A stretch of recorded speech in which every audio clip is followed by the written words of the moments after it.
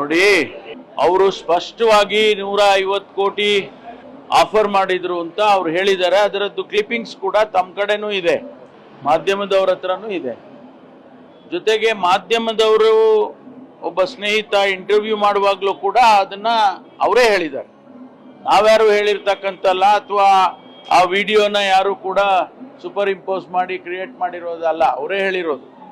ಈಗ all of A sudden ಇವರೆಲ್ಲ ಬಿಜೆಪಿಯವರು ಅವರಿಗೆ ಒತ್ತಡ ಹಾಕಿ, ಅವರ ಧಮಕಿ ಹಾಕಿ, ಅವರಿಗೆ ಉಲ್ಟಾ ಹೇಳೋಂಗ್ ಮಾಡಿದ್ದಾರೆ.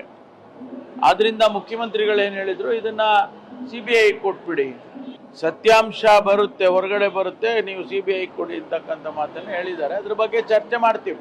ಪರ ವಿರೋಧ ಮತ್ತು ಇವೆಲ್ಲ ಟೀಕೆ ಟಿಪ್ಪಣಿಗಳು ಇವೆಲ್ಲ ಬರ್ತಾನೆ ಇರ್ತವೆ. ಇಂಥ ಇಶ್ಯೂಗಳು ಬಂದಾಗ ನಾವು ಸರ್ಕಾರದಲ್ಲಿ ಅದನ್ನ ಯೋಚನೆ ಮಾಡಿ ಚರ್ಚೆ ಮಾಡಿ ತೀರ್ಮಾನ ಮುಖ್ಯಮಂತ್ರಿಗಳು ನಾವೆಲ್ಲ ತಗೊಳ್ತೀವಿ.